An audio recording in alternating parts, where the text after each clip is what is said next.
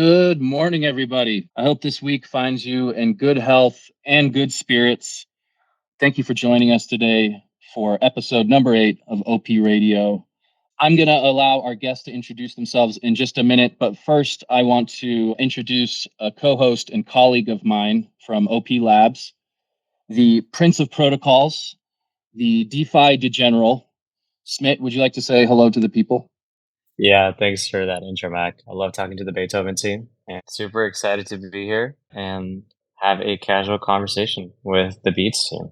Me too. And speaking of which, I would like to allow them to introduce themselves as they so wish. Beethoven people, would you like to tell the people who you are? Yeah, sure. Pleasure to be here, guys. My name's Daniel. I'm a dev on the Beats team, handle kind of everything tech related, and get to come talk to you guys every once in a while, which is also quite fun. Super glad to be here. I'm an advisor to Beats and a longtime member of the Balancer community, and yeah, just became friends with the Beats team when they started, and have helped them do a bunch of cool stuff. Nice. Okay, so let's get the correct nomenclature out of the way real quick, because I've been saying Beethoven X. Do you guys? It sounds like you call it Beats. I think they're kind of interchangeable actually, so whichever one rolls off the tongue a little bit easier. I kind of like the Beats. It's simpler, it's shorter. As long as we all know we're not talking about Beats by Dre, I think we're good. Perfect, man. Smit and I are going to kind of co-host this space. Smit definitely has much deeper expertise in the realm of DeFi. But to kick things off, I'm going to ask just a pretty simple question, and I don't really care who fields it, whichever you like. But can you tell us what is Beats or what is Beethoven X? Yeah, absolutely. So officially, Beats is a balancer friendly fork. So we launched initially on the Phantom Opera network, and I believe it's been about 6 months since we came over to Optimism. You guys might have to correct me, but our launch on Optimism is actually paired with, so we are in partnership with Balancer. And for those of you guys who don't know what Balancer is or Beethoven is, it's a decentralized exchange. So it allows you to swap between assets. And the interesting part about the Balancer protocol or Balancer V2 is that it's a DEX of DEXs. So it allows you to create many different types of liquidity pools. So if you think about Curve has stable pools, Uniswap V2 has this 50-50 pool, and Balancer originally had this weighted pool that allows you to have multiple assets. So just think about it as like a jack of all trades when it comes to DEXs. Okay, that's great. I do want to jump in there and just ask some like very basic questions. Like, for instance, what is a liquidity pool? So you want to feel that guy? Man, so a liquidity pool, yeah, it's basically you put in anywhere from 2 to 8 assets. That's the most Balancer supports, and you can choose like which weightings you want. Like maybe you want 80% one token, 20% another token, or maybe you want 3 tokens. They're all 33%. And then you also choose the fee you want to charge. Balancer lets, every pool have its own swap fee. So maybe you want to charge 1% on all the trades. So then you make this pool, you put your assets in there, and then as the price fluctuates between the assets in the pool, trades will happen. Whether that's arbitragers who are just like balancing against other markets, or whether that's actually somebody coming to trade with your pool through like an aggregator, like 1inch or something like that. But basically, you're just kind of putting your tokens out there saying, hey, trade these tokens back and forth. And you earn fees from letting people do that. And that's the basis of a liquidity pool. Got you. And then actually, maybe Smith, maybe you would be a good person to answer this, but can you just explain the difference between like a generic liquidity pool and a balanced pool? Yeah, sure. So there are many DEXs out there, and Balancer is one of the oldest DEXs out there. A lot of it has to do with this concept called impermanent loss, which I won't go too much into here, but there are different ways to provide liquidity in a liquidity pool. Uniswap has their own model, which was originally coined with the constant product formula, and they've so later upgraded to another formula in V3. And it's just very, very different ways to provide liquidity. Some are more capital efficient, but they provide more losses on the long run in the impermanent loss form. And then some are just approaching it completely differently from a technological standpoint. So Yeah, it's a difficult concept to wrap your head around over time, though. After using these products, it's much easier to understand the pros and cons. Yeah, and what would you say, Smith? You probably remember when Balancer came out. What was like their sort of major innovation, or what made them different? Lost you there. I don't know if anybody else still has them. I've still got you, Smith, but maybe I'll hop in there a little bit. So I guess Yeah, like why if we don't you speak to hop the in there?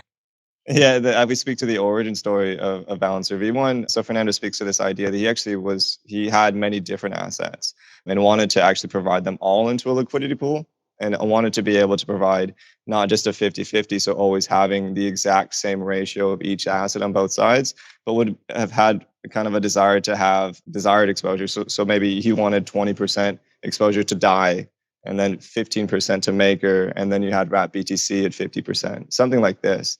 And this is where this idea of a multi-token weighted pool came from. And this is the kind of like core innovation of Balancer V1.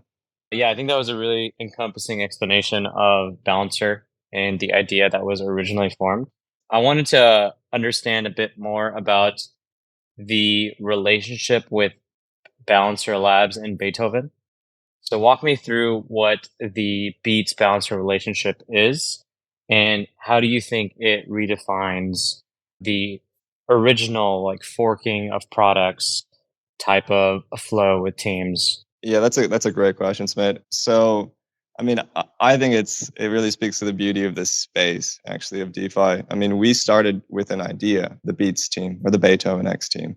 Our goal was that we saw Balancer V2 as a protocol that we had participated in on the V1 level, and then saw the potential of V2, but saw that it was actually quite underserved in the broader market. It definitely didn't capture the same attention that something like Uniswap V2 captured.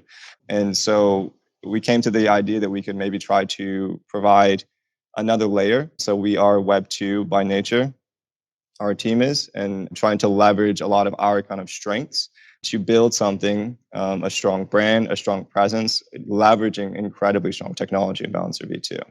So this was done all without the kind of, I guess, permission or collaboration with Balancer or the Balancer Labs.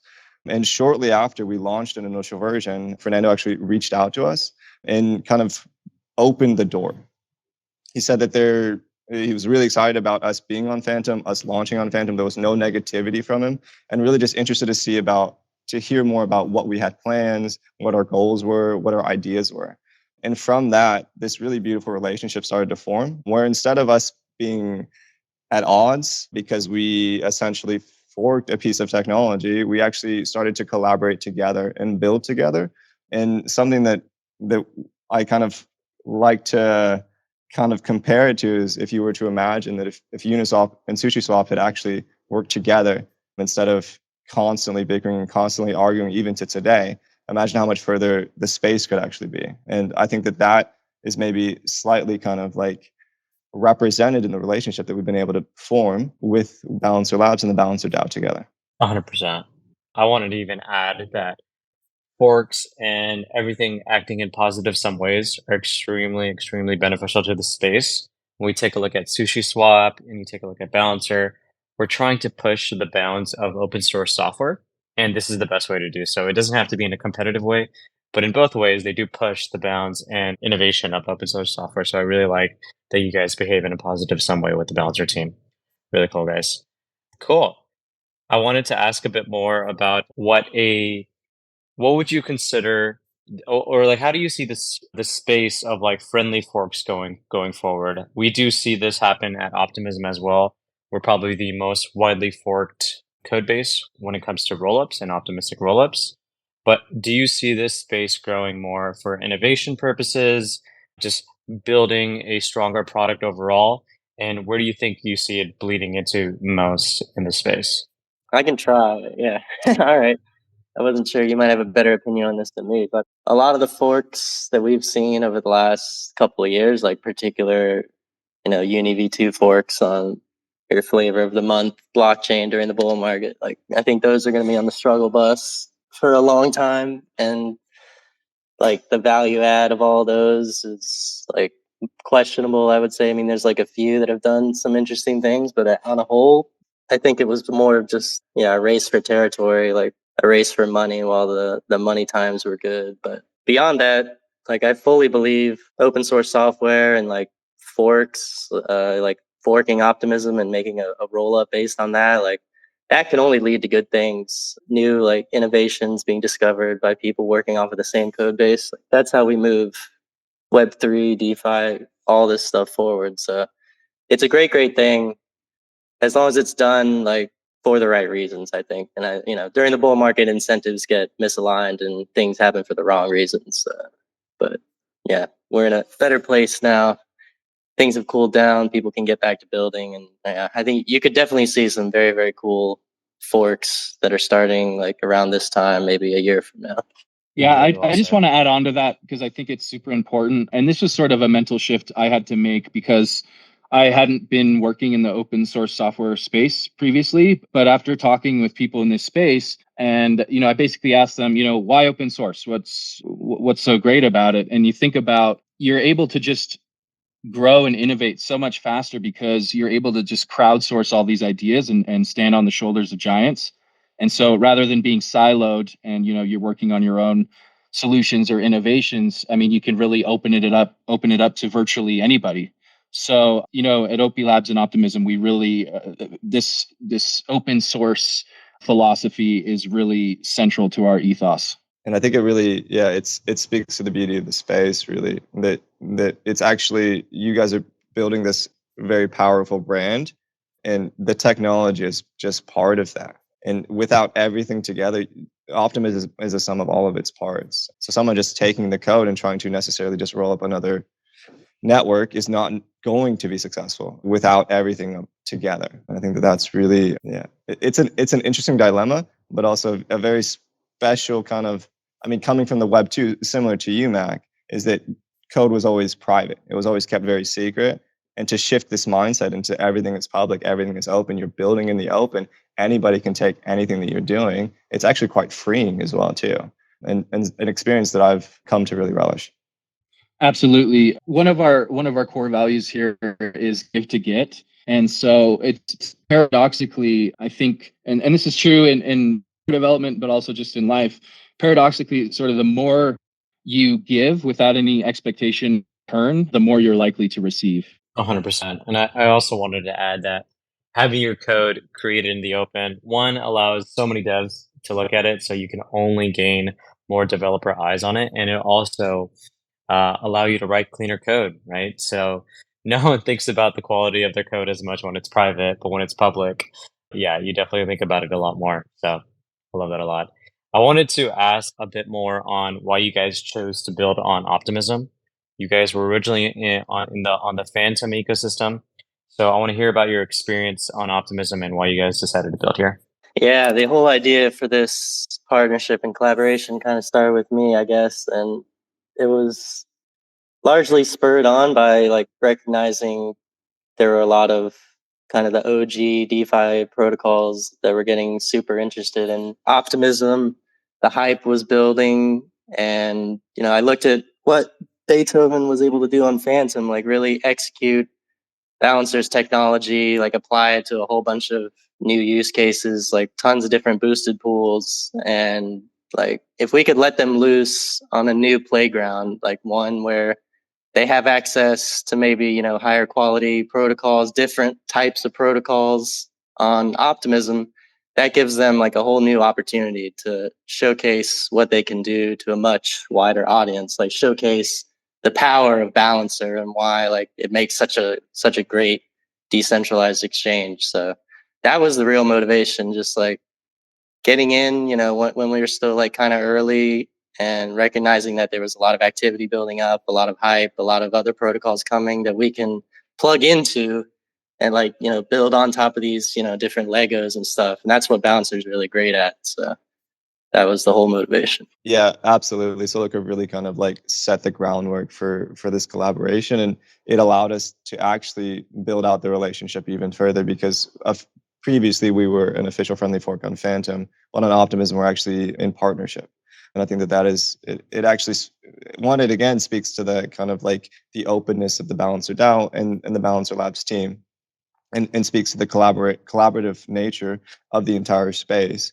And then also them recognizing that they lack the resources to really step up to optimism, but seeing that it was a very important field, a very important place that they wanted to have presence, and essentially giving us the opportunity to make a name here for them and for us as well.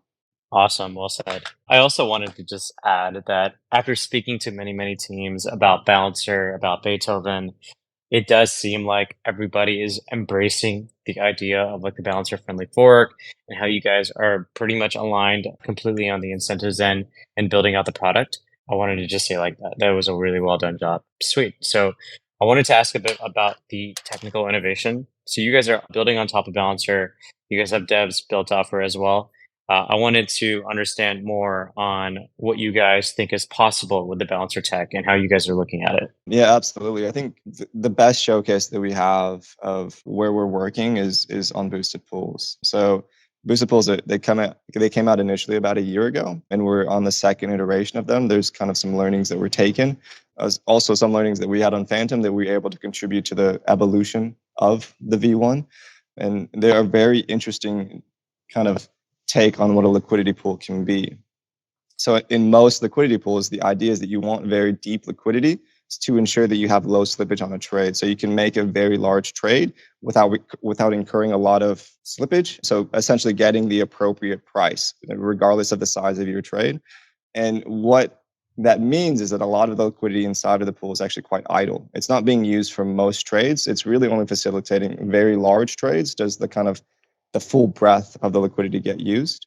So what Balancer came up with was this idea of a boosted pool, which essentially says that, okay, what we can do is we can leverage a lot of this idle liquidity and actually put it somewhere where it can actually be more capital efficient and earn additional layers of yield. So for the first iteration of this, what we've now launched on Optimism is that we leverage Aave as an underlying protocol. So we take the bulk of the liquidity in the boosted pools, we wrap them in the A token, and then that liquidity is then earning a secondary protocol yield and also a user yield. So then you can have a more sustainable growth. So obviously, when we talk about an LP, the goal of the LP is to grow there, is to generate fees, to generate profit. So this idea of the boosted pool actually just creates a new layer, a new opportunity for all of this. But maybe Solar, if you could step in there a bit as well, or you guys, sorry. Maybe I could ask a quick question. This sounds very similar to me. This sounds similar to like concentrated liquidity, which is where there's like a tighter band or range. And so you're able to get better efficiency.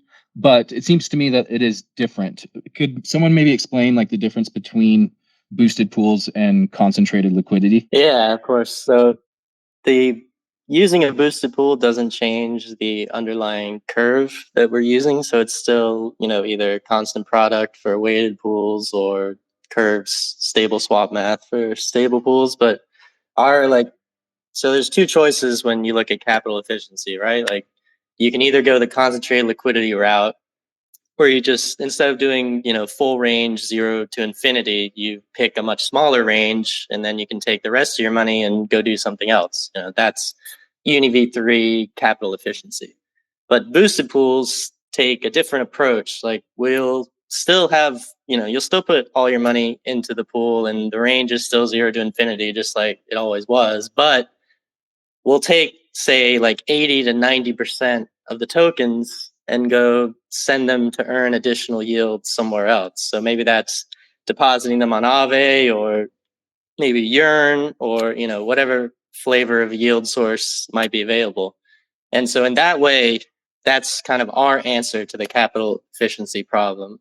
Like you don't want all your tokens sitting in a liquidity pool and only 5 to 10% get used for trades, and the other ones sit there earning nothing. That's what we were trying to solve with boosted pools.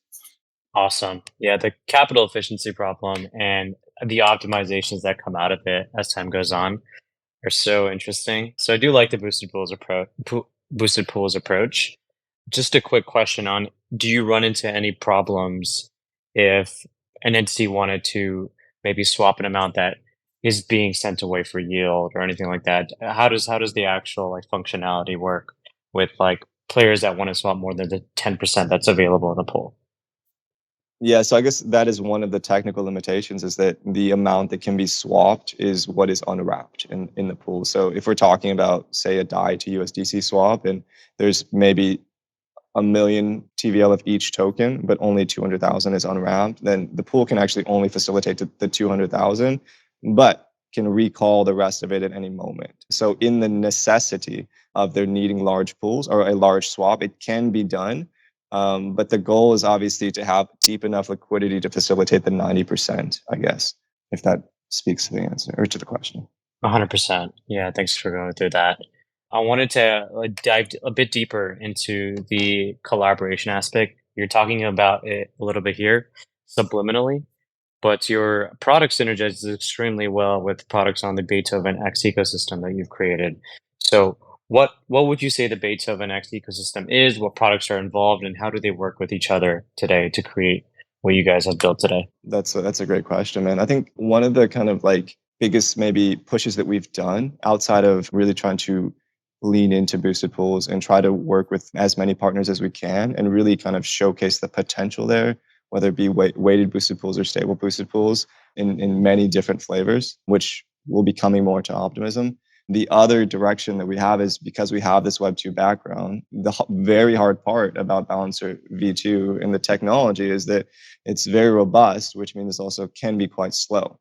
So we have invested a lot of energy and a lot of time in trying to make the underlying protocol run as quickly as possible because there's a lot of this infrastructure that needs to be done on top because there's so many pools for so many different types of assets versus a Uni V2, which has just a limited number of pools, which can kind of be quantified by the number of pairs. But because anybody can make a pool on Balancer V2, you can get into the thousands or tens of thousands or 100,000 pools.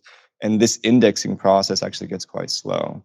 So the biggest push that we've done as of late is really focus in on performance, UI, user experience, and trying to really dig out an ideal or best case user experience to showcase what is actually possible underneath. Interesting. So it sounds like, yeah, just to kind of simplify that, there's a lot more going on under the hood here, and you're even adding more as you continue to develop the protocol. And so you need something that's going to be fast and cheap, i.e., a layer two. Is that safe to say? 100%, man.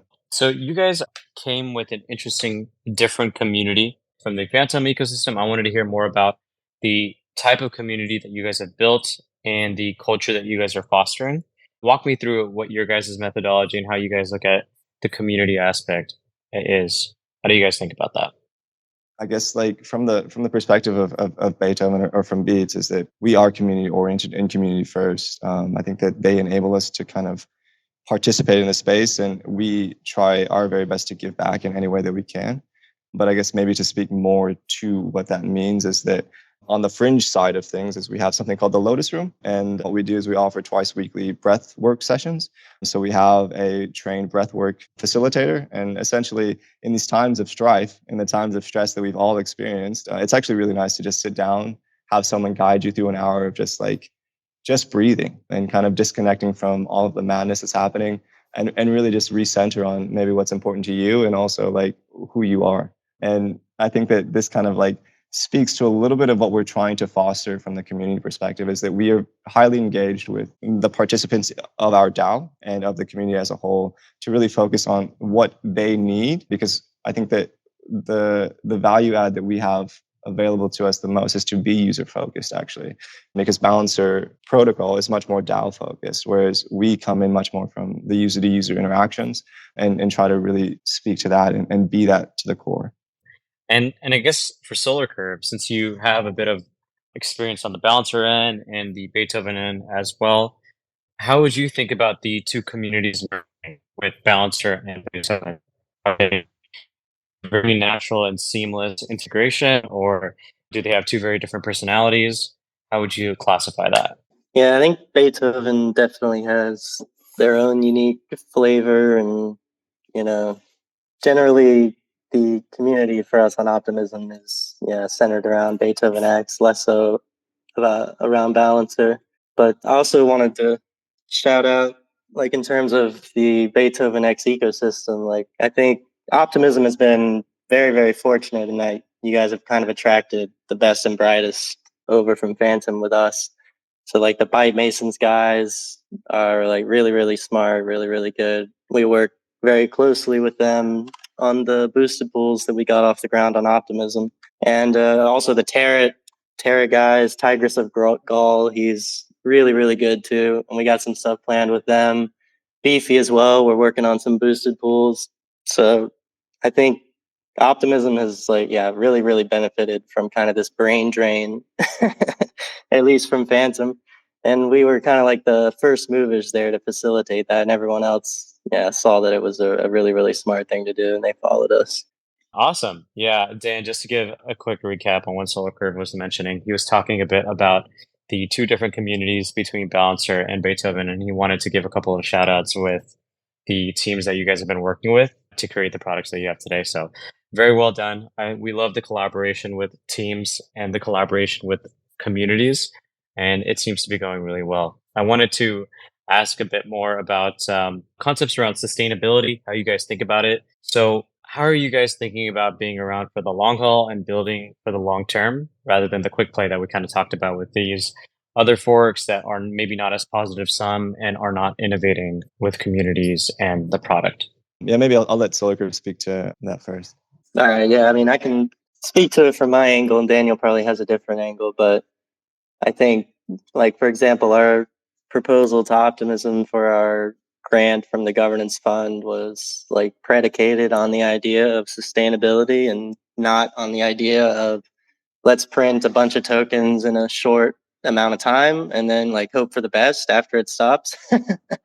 So, some innovations on the balancer side that have kind of contributed to this is the idea of a protocol fee on the yield as well as swaps. It's everyone's probably familiar with, say, like Sushi or Curve taking a percentage of the swap fees that liquidity providers earn, but Balancer has taken it a step further, and we take some of the yield that the liquidity pool is earning from the boosted aspect. So like when we're farming on Aave, the user, gets half of that yield, and then the protocol takes the other half as a fee. And then what we're doing with all the fees we collect is we're converting them to USDC and then buying Optimism and then pairing that one-to-one from the funds in our grant and then returning them to liquidity providers. So like in this way, the grant lasts for, a very, very long time.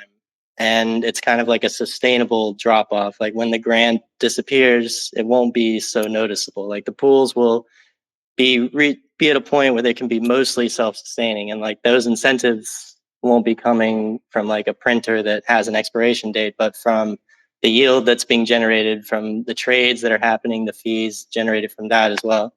So that's our whole theory on how like we stick around for the long run, how ultimately we win on Optimism in the long run once like the mad dash for printing Optimism is over, because that can only last for so long. Like we won't print Optimism forever. And when that ends, like the protocols that have put sustainability first and have laid the groundwork for that, I believe will come out on top. And that's been our goal from the beginning.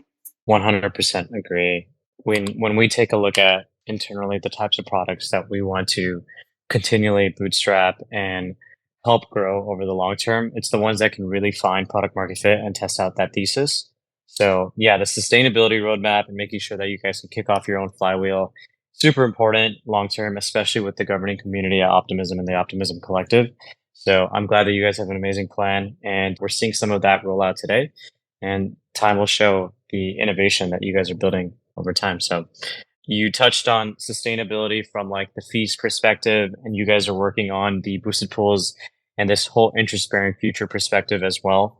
I had a question around interest bearing in nature.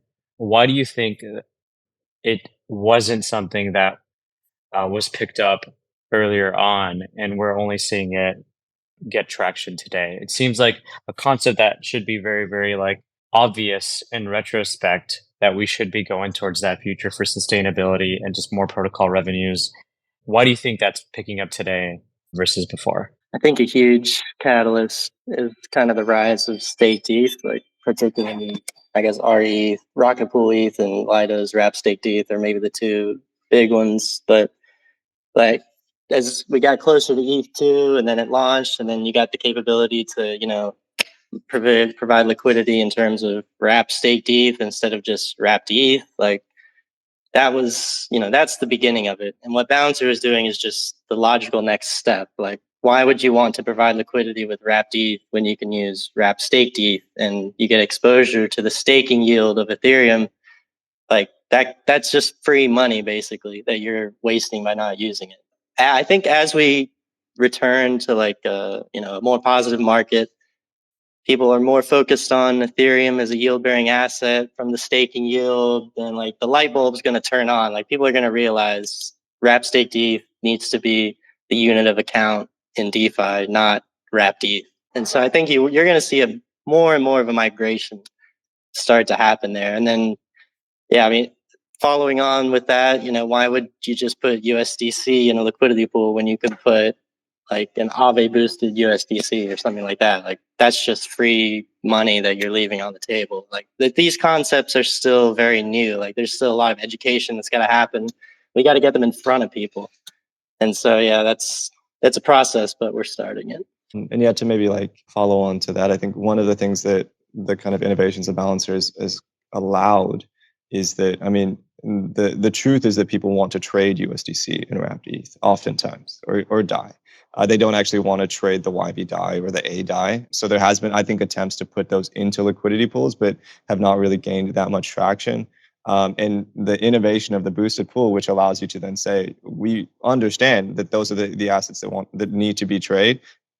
So we create something that allows us to still leverage the interest-bearing nature of an Aave boosted token or a Yearn boosted token or a Reaper boosted token, but still fulfilling the kind of end user requirements. 100%. I think about it the same way, right? Like when I'm providing liquidity or when I'm trading, you're exactly right. I don't know if I feel exactly how I feel about USDC as I do with AUSDC or the YV version. So that's a really good point.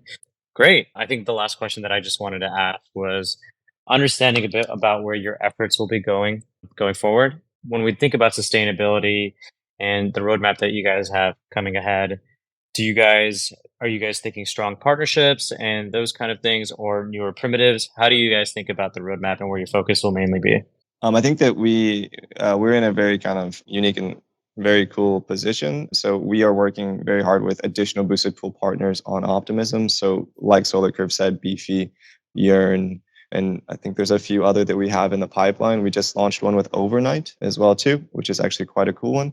And then what is coming down the pipeline from Balancer Labs is the idea of a managed pool, which is kind of this idea that we have a liquidity pool that is maybe run by a smart contract, which has ultimate flexibility. So you can add and remove tokens. You can set the swap fee very high so that you essentially disable trading for a period of time and choose when you want to rebalance rather than constantly rebalancing. You can change weight ratios of tokens and trigger those changes to happen over a long period of time as well too. And this, I think, opens up the design space of what a liquidity pool actually is to just a whole nother dimension. And we're super excited to get to play with this thing. Awesome. Yeah. Thank you guys for walking through the Beethoven product in a nutshell here on OP Radio. Those are all the questions on my end regarding DeFi and general partnerships. Like I said, I'm super excited about the Beethoven team, and you guys have been quietly building throughout this time and seeing strong usage start to grow on your platform. I'll let Max step in here for any concluding remarks and thoughts, but thank you guys for walking us through that. Yeah, and thank you, Smith, for leading this conversation. Really interesting stuff. I'll just ask Dan, if people want to learn more about Beethoven or Beats, where should they go? I would hazard to guess maybe op.beats.fi, and there's links to Twitter and Discord and all that there. Is that the best place to direct people? Absolutely, yeah. Website op.beats.fi. Follow us on Twitter here. It's Beethoven_X. And then, yeah, Discord is the place where you can reach out to anybody on the team. DMs are always open, so feel free to shoot us a message. We'd love to catch up and chat.